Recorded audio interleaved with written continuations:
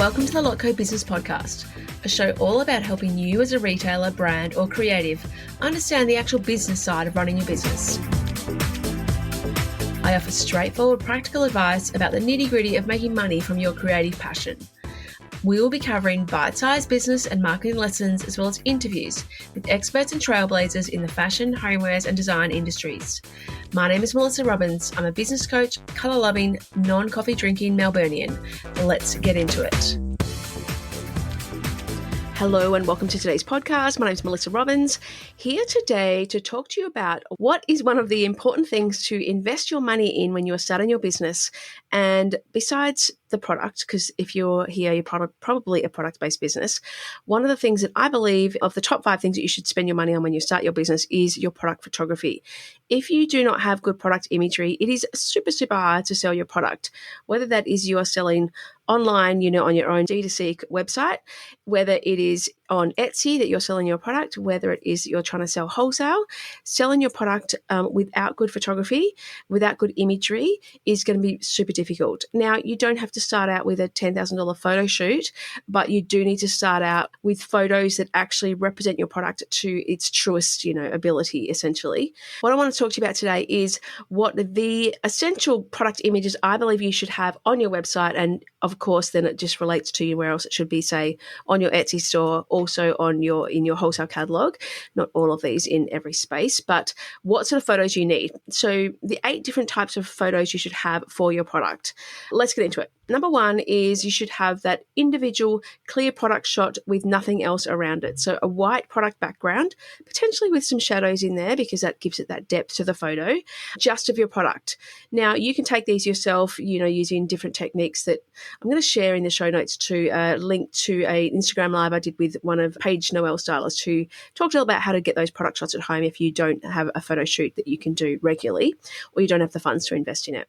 So that first one is individual product shot, a shot just showing the product by itself, nothing else around, nothing else distracting me from looking at your product. So just a clear product shot.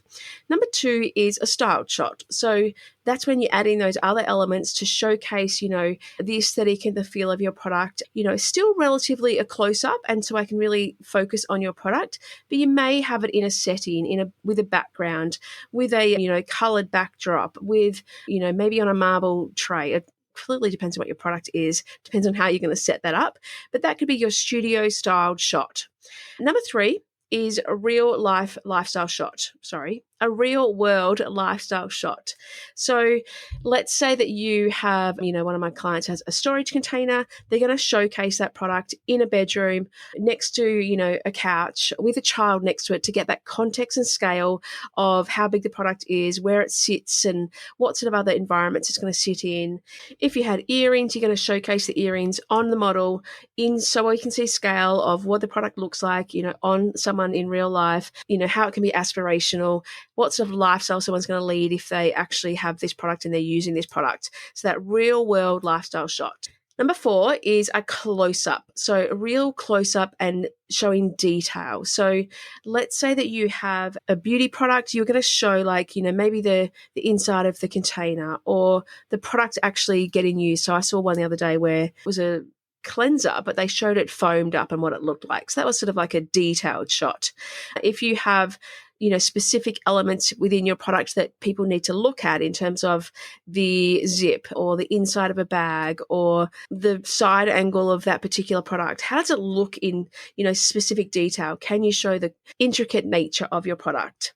And maybe some specific colors and stuff like that too. How can you show that, narrow it down to that one aspect, that close-up or scale shot? And some products are going to need more of these than others because you might need, let's say it's a dress, you might need to have, or a jacket, you might need to have a front view, a side view, a back view, a sleeve view, an inside view, a sort of close-up of the fabric. So everyone's going to need different shots. It depends on what the product is. Right, number 5 is packaging shot. So you showcasing your product inside the packaging or with it next to the packaging.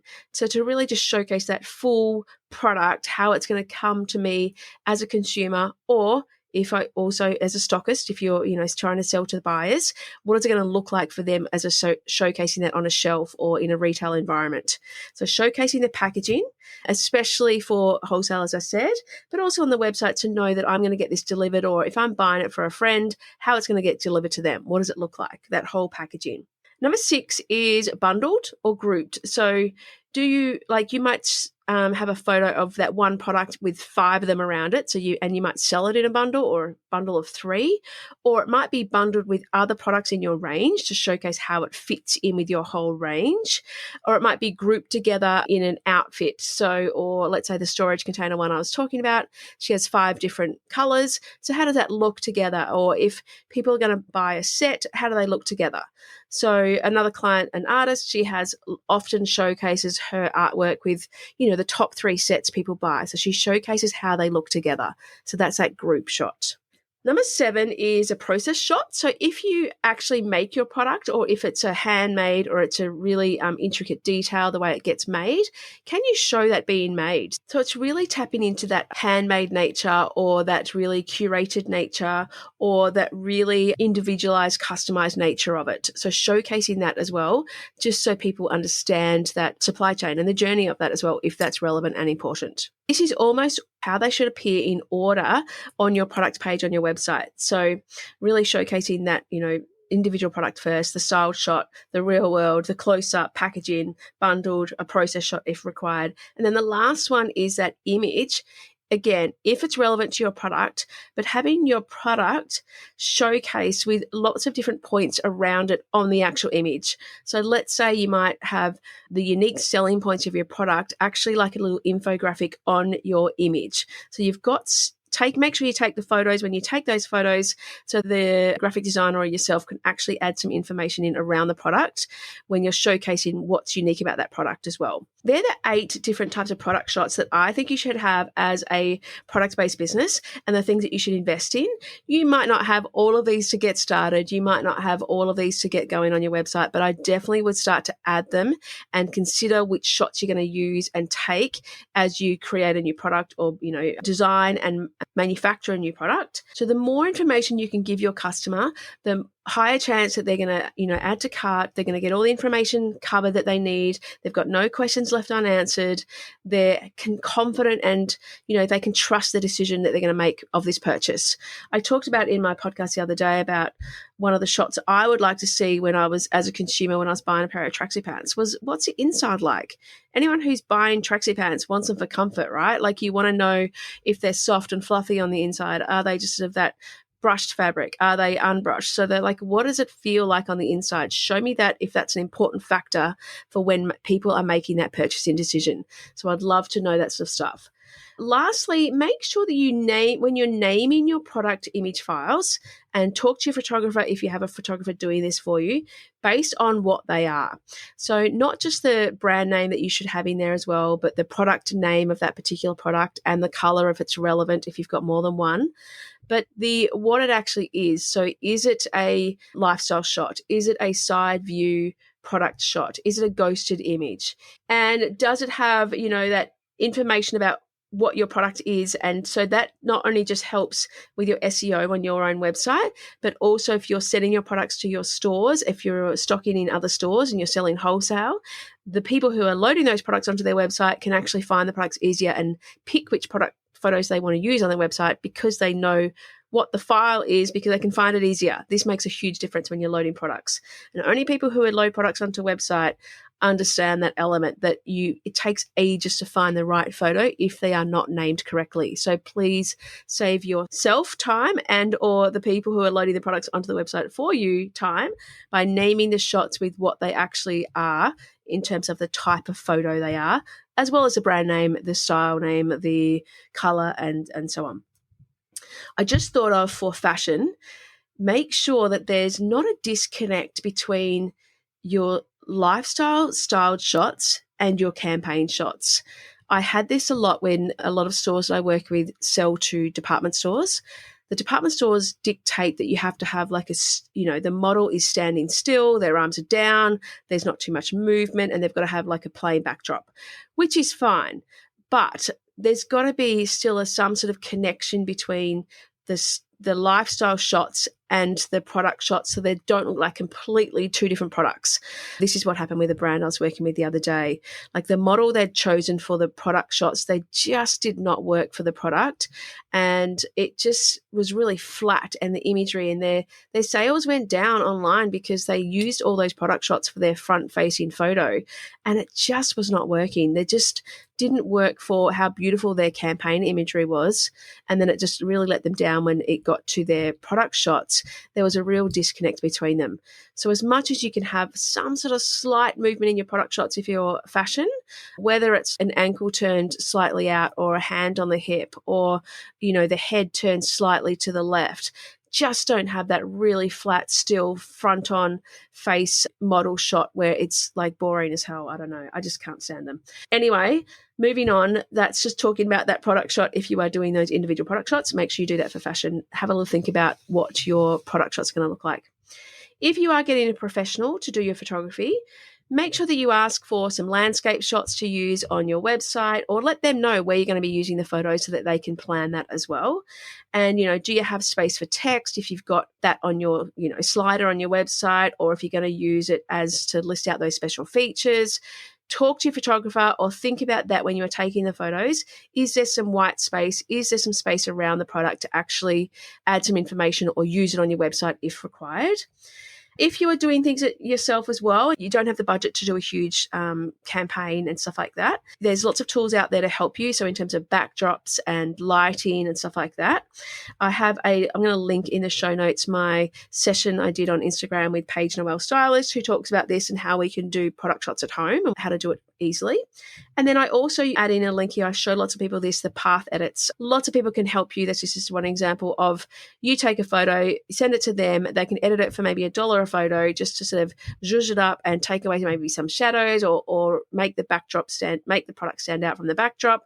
There's some little things that you can do to really help you.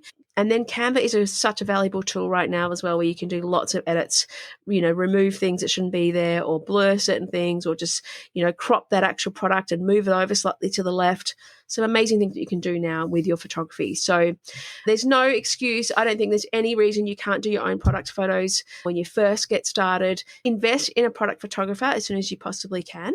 And then always just be adding new ones, whether it's for user-generated content you get, whether it's, you've got the same product and you want to style it in a different way. Always be looking at how you can do that, how you can update them. And there's no reason that you can't start your, journey in one way and then you gradually get better and better, improve that photography, improve the campaign images you use, and, constantly be evolving. So don't be afraid of that. Just to reiterate, I'm just going to cover those again. So the top 8 photos, or the 8 types of photos, I should say, that you should have for your product business. So the individual clear product shot on a white background with some shadows. Number 2 is a styled shot, so still relatively close up. Number 3 is a real world lifestyle shot. So have it in situ. Is it on a model? Is it in the, out on the street? Is it in the garden? If you've got a garden product, have that real world lifestyle shot. Number 4 is close up and detail shots. So scale into something, focused, or zoom out to sort of, show a back or a side view and stuff like that, or inside a product. Number 5 is a packaging shot. If it comes in packaging, how does it look?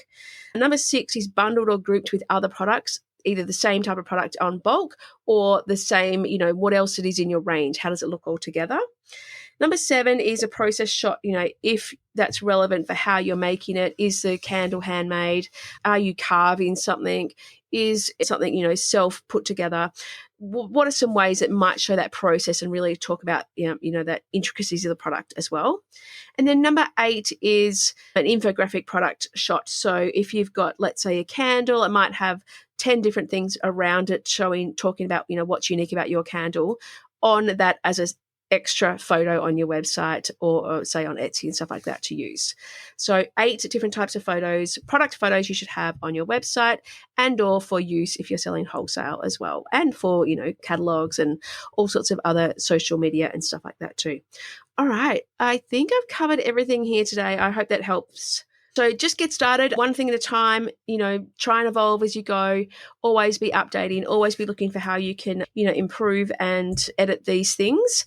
And trust me, they make a big difference. So definitely try and invest in them as soon as possible. And if you need some help and some ways to DIY, check out the show notes and there's lots of information in there as well. All right, I'll speak to you soon. Thank you so much for listening to the Lotco Business Podcast. If you enjoyed this episode, please make sure you subscribe to receive future episodes as they are released. And I'd be so grateful for a review on Apple Podcast. If you would like a copy of the show notes or any of the links mentioned today, please jump onto my website at thelotco.com.au/podcast. Have an amazing week and I look forward to chatting to you again soon.